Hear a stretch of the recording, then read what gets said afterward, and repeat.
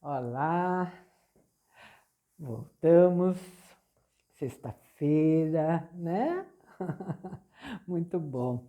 É, nós vamos entrar agora no nosso livro Trem Noturno para Lisboa, do Pascal Mercier, na segunda parte do livro, que ele deu o nome de O Encontro. Que será esse encontro, né? Então, nós vamos no capítulo 13 hoje, tá bom? Ele é um pouquinho extenso. Então vamos lá, né? Sem perder tempo. Com sua severa beleza monástica, a mulher de porte alto que ele viu na sua frente, totalmente vestida de negro, parecia ter saído de uma tragédia grega. O rosto pálido e encovado estava emoldurado por um pano de crochê, cujas pontas ela prendia com a mão por baixo do queixo. Uma mão magra e ossuda, com veias escuras saltadas, que mais do que os traços do rosto, traíam a sua idade avançada. Seus olhos fundos, que brilhavam como diamantes, fitavam Gregórios com uma amargura que dizia de privações, autocontrole e abnegação. Um olhar que parecia uma advertência bíblica a todos aqueles que se deixam levar pela vida sem oferecer resistência. Era um olhar capaz de lançar chamas, pensou Gregórios, em alguém que se opusesse à vontade muda e incurvável daquela mulher de postura reta e que portava a cabeça um pouco mais para cima do que a sua estatura permitia. Ela exalava uma brasa gelada e Gregórios não tinha a menor ideia de como iria se afirmar diante dela. Esqueceu até como se dizia bom dia em português. Bonjour, disse Gregórios com a voz rouca, enquanto a mulher continuou olhando para ele, muda. A seguir, tirou o livro de prado do bolso do casaco, abriu a página onde estava o retrato e o mostrou para ela. Sei que este homem, um médico, viveu e trabalhou aqui, prosseguiu ele em francês. Eu gostaria de ver onde ele morou e conversar com alguém que o conheceu. É tão maravilhoso tudo o que ele escreveu, frases maravilhosas. Quero saber como era o homem capaz de escrever essas coisas, como era estar com ele. A alteração do rosto severo e pálido da mulher, a quem o pano negro na cabeça conferia um brilho fosco, foi quase imperceptível. Só com aquela percepção especial que Gregórios tinha naquele instante, foi possível reconhecer que os traços rígidos se descontraíram um pouco, minimamente, e que o olhar perdeu um traço de sua rigidez fria. Mas ela continuava muda e o tempo começou a se esticar. Pardonnez-moi, je ne voulais pas. Perdoe-me, eu não quis, começou Gregórios, recuando 2 passos da porta e mexendo no bolso do casaco, que de repente pareceu-lhe pequeno demais para abrigar o livro, e já se virando para sair. Atendez, disse a mulher. A sua voz já parecia menos irritada, mais calorosa do que antes. Aquela palavra em francês carregava a mesma sonoridade da voz da portuguesa anônima na ponte de Kirchensfeld. Mesmo assim, parecia uma ordem à qual era melhor não se opor. E Gregório se lembrou daquilo que Coutinho lhe dissera sobre a maneira autoritária como a mulher tratava os pacientes. Voltou-se para ela novamente, ainda segurando nas mãos o livro grosso. Entrez, disse a mulher, saindo da soleira da porta e apontando para a escada que levava ao segundo andar. Trancou a porta com uma chave enorme que parecia ter saído de um outro século. Gregórios a seguiu. Quando chegou ao andar de cima e sua mão branca e ossuda largou o corrimão, ele ouviu como a sua respiração estava ofegante e sentiu um cheiro forte, como se fosse de um medicamento ou de um perfume. Gregórios nunca vira antes uma sala tão imensa, nem mesmo no cinema. Ela parecia se estender infinitamente. O piso de madeira, imaculadamente encerado, continha rosetas em que diversos tipos de madeira e tonalidades se alternavam, e quando o olhar alcançava a última, havia outra, e mais outra, e mais uma. No final do salão, o olhar saía em direção a velhas árvores que agora, final de fevereiro, tinham uma profusão de galhos negros, contrastando com o céu plúmbeo. Num dos cantos ficava uma mesa redonda com móveis franceses antigos. Um sofá e 3 poltronas, forradas de veludo verde-oliva com brilho prateado. Descansos de braços arqueados e pés de madeira avermelhada. E no outro, um relógio negro, cujo pêndulo dourado estava parado. Os ponteiros mostravam 6h23. No canto, sob a janela, havia um piano de cauda, coberto até a tampa do teclado com uma pesada manta de brocado negro, bordada com fios brilhantes, dourados e prateados. Mas o que mais impressionou Gregórios foram as prateleiras de inúmeros livros embutidas nas paredes de cor ocre. Terminavam com pequenas luminárias no estilo Art Nouveau, sobre as quais se abaulava o teto, que retomava o tom ocre das paredes e a misturava com padrões geométricos de um vermelho escuro. Parece uma biblioteca de mosteiro, pensou Gregórios. Parece ser a biblioteca de um ex-discípulo de formação clássica de uma família afortunada. Ele não ousou passear pelas paredes, mas o seu olhar rapidamente encontrou os clássicos gregos naqueles volumes azul escuros com letras douradas de Oxford. Depois, Cícero, Horácio, os escritores eclesiásticos, as obras completas de Santo Inácio. Ele não estava nem 10 minutos naquela casa e já sonhava em nunca mais ter que sair dali. Aquela tinha que ser a biblioteca de Amadeu de Prado. Será que era mesmo? Amadeu adorava este cômodo, amava os livros. Tenho tão pouco tempo, Adriana, costumava dizer. Muito pouco tempo para ler. Talvez eu devesse mesmo ter virado sacerdote. Mas ele queria que o consultório estivesse sempre aberto, de manhã cedo até tarde da noite. Quem sente dores ou medo não pode esperar. Costumava dizer quando eu percebia a sua exaustão e tentava freá-lo. Ou então ele não conseguia dormir, porque tinha a sensação de ter que ler, escrever, refletir, não sei. Sua insônia era um castigo, e eu tenho certeza de que sem esse sofrimento, sem essa inquietude, sua eterna busca pelas palavras, seu cérebro teria continuado por mais tempo. talvez ainda estivesse vivo.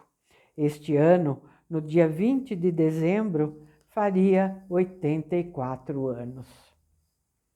Sem lhe perguntar uma única vez quem era e sem se apresentar, ela falara do irmão, de sua dedicação, de suas paixões e de sua morte. De todas as coisas mais importantes para ele, as suas palavras e suas expressões não deixaram dúvidas quanto a isso. E ela falara de tudo aquilo de forma tão repentina, como se tivesse um direito natural de transformar. Gregórios, numa metamorfose imediata, extraterrestre, fora do tempo, em um habitante de sua imaginação e testemunho partícipe de suas memórias. Ele trazia consigo o livro com as insígnias misteriosas dos cedros vermelhos. Isso lhe bastara para permitir a sua entrada no local sagrado de seus pensamentos. Durante quantos anos ela esperara que alguém como ele passasse para que ela pudesse falar do irmão falecido? A inscrição no jazigo indicara o ano de 1973 como data do falecimento. Portanto, Adriana vivera sozinha naquela casa durante 31 anos. 31 anos sozinha, com as lembranças e o vazio que o irmão deixara para trás. Até aquele momento ela prendera o pano de cabeça sob o queixo, como se estivesse escondendo alguma coisa. Então tirou a mão. O pano de crochê se dividiu e deixou entrever uma gargantilha de veludo preta ao redor do pescoço. Gregórios nunca mais esqueceu a visão do pano que se abriu, deixando entrever a gargantilha larga sobre as rugas brancas do pescoço. Aquilo se tornou uma imagem fixa e detalhada. E mais tarde, depois que ele já sabia o que a fita escondia, um ícone de sua lembrança, junto ao gesto de mão com que Adriana checava se a fita ainda estava lá e no lugar certo. Um gesto que, segundo lhe parecia, a dominava mais do que ela o fazia conscientemente e que parecia dizer mais sobre ela do que tudo o que ela fazia de maneira programada e consciente. O pano escorregara um pouco para trás e Gregórios viu seus cabelos grisalhos com algumas poucas mechas pretas. Adriana segurou o pano que escorregava e puxou-o para a frente com um gesto constrangido. Hesitou um instante e, em seguida, arrancou-o da cabeça com um movimento rebelde, como se quisesse dizer: sim, envelheci. Inclinou a cabeça para a frente. Uma mecha caiu nos seus olhos. O corpo se encurvou e então as mãos com as veias azul escuras acariciaram o pano em seu colo, lentamente. Gregórios apontou para o livro de Prado que ele pusera na mesa. Isso foi tudo o que Amadeu escreveu? Essas poucas palavras foram milagrosas. Adriana perdeu todo sinal de exaustão, tudo o que estava apagado nela. Ergueu-se, jogou a cabeça para trás, passou ambas as mãos pelo cabelo e olhou para ele. Pela primeira vez, deixou aparecer um sorriso, maroto e conspirador, que a fazia parecer 20 anos mais moça. Venha, senhor. O tom dominador desaparecera da sua voz. As palavras não soaram como uma ordem, nem mesmo como uma exortação, muito mais como o anúncio de que ela iria lhe mostrar alguma coisa, introduzi-lo em alguma coisa oculta, secreta. E no meio daquela intimidade e cumplicidade prometida, ela aparentemente esquecera que ele não falava português. Ela o conduziu pelo corredor até uma segunda escada que levava ao sótão e subiu degrau por degrau, ofegante. Parou diante de uma das duas portas. Parecia que estava apenas descansando, mas quando Gregórios, mais tarde, organizou as imagens em sua memória, teve a certeza de que foi também uma hesitação. A dúvida se realmente deveria mostrar àquele estranho o local sacrossanto. Finalmente abaixou a maçaneta, suavemente, como quem adentra o quarto de um enfermo. E o cuidado com que começou abrindo apenas uma fresta da porta, para depois abri-la por inteiro, lentamente, deu a impressão de que ela retrocedera mais de 30 anos no tempo ao subir aqueles degraus, adentrando o cômodo na expectativa de encontrar Amadeu ali, escrevendo, refletindo, quem sabe dormindo.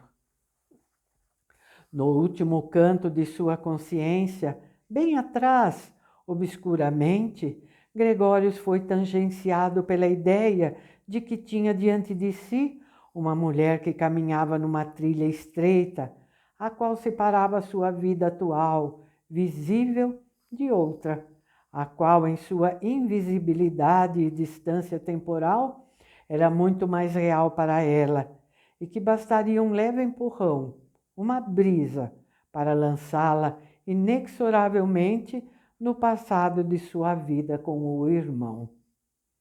De fato, o tempo parara naquele cômodo espaçoso em que entraram. A decoração era de uma sobriedade ascética. De um lado, encostada na parede, havia uma mesa de trabalho com uma poltrona. Do outro, uma cama, diante da qual havia um pequeno tapete que lembrava aqueles tapetes de oração.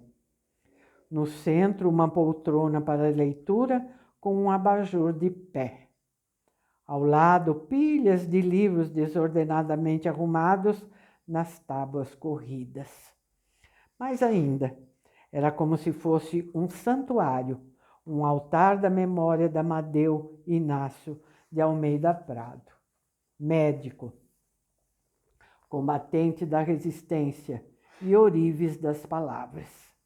Reinava o silêncio frio e prenhe de palavras de uma catedral, o ruído sem som de um cômodo preenchido pelo tempo congelado. Gregórios permaneceu parado na porta. Aquele não era um cômodo onde se pudesse simplesmente caminhar de um lado para o outro. Mesmo quando Adriana se movia entre os poucos objetos, não era um movimento corriqueiro. Não que ela estivesse caminhando na ponta dos pés, não que a sua maneira de caminhar fosse afetada, mas seus passos lentos eram etéreos, pensou Gregórios, desmaterializados, fora do espaço e do tempo. O mesmo podia-se dizer dos movimentos de braços e mãos quando ela foi até os móveis e os tocou suavemente, quase sem tocar neles. Primeiro ela fez aquilo com a cadeira da escrivaninha, a qual, com seu assento arredondado e o espaldar arqueado, combinava com as cadeiras da sala. Estava meio fora do lugar, como se alguém estivesse levantado apressadamente, empurrando-a para trás. Involuntariamente, Gregórios esperou que Adriana acertasse sua posição. Mas só depois que ela passou a mão carinhosamente por todos os seus cantos, sem alterar qualquer coisa, ele compreendeu tudo. A posição da cadeira era a mesma em que Amadeu a deixara 30 anos e 2 meses atrás. Uma posição em que não se podia mexer por nenhum preço, pois isso equivaleria a atrever-se a arrancar o passado de sua imobilidade ou de subverter as leis da natureza. O que valia para a cadeira valia também para os objetos na mesa, em que havia uma inclinação para melhor ler e escrever.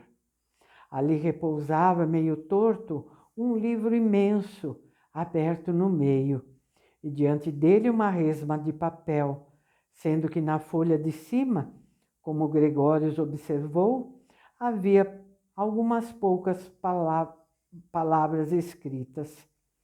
Adriana passou a mão suavemente pela madeira e tocou a xícara de porcelana azulada que estava numa bandeja vermelha como cobre, junto a um açucareiro cheio de pedaços de açúcar e um cinzeiro que transbordava. Aquelas coisas tinham a mesma idade? Borra de café de 30 anos? Cinzas de cigarro de mais de um quarto de século? A tinta na caneta tinteiro, aberta, devia se desfazer em pó ou ter secado para uma bola negra.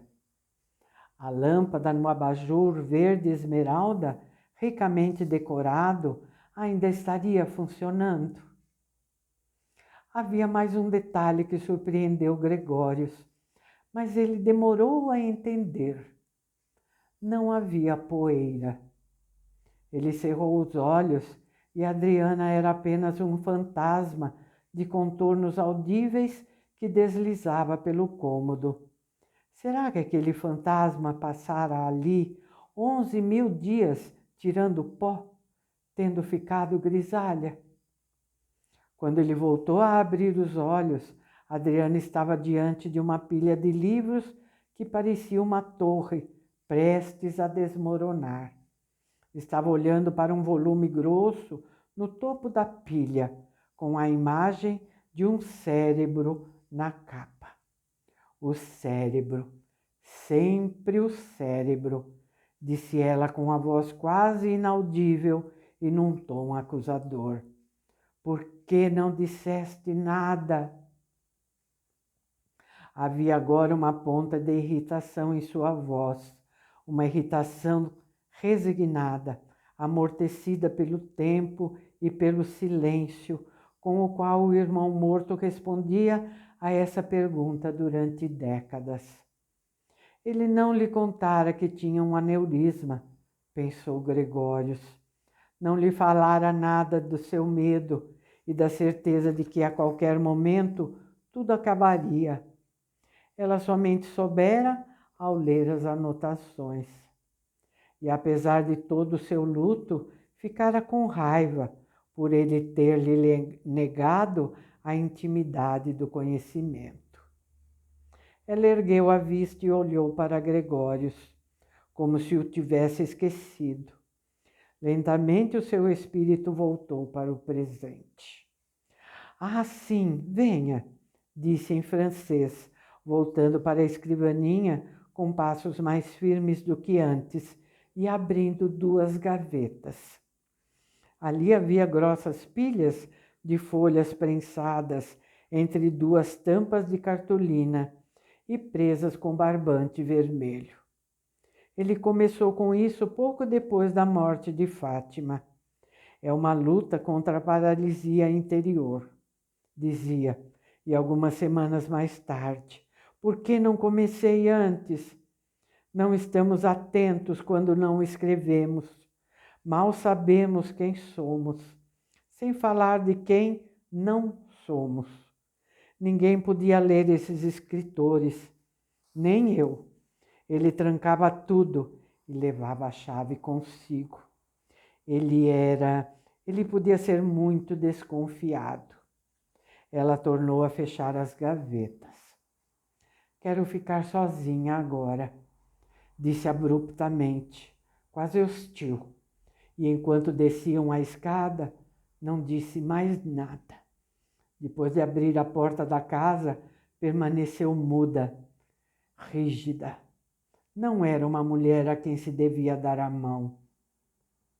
Au revoir E merci, disse Gregórios e se ajeitou para ir embora. Qual é o seu nome? A pergunta veio num tom mais alto do que necessário, quase um latido rouco que o fez se lembrar de Coutinho. Ela repetiu o nome, Gregórios. Onde está morando? Ele disse o nome do hotel. Sem uma só palavra de despedida, ela fechou a porta e virou a chave.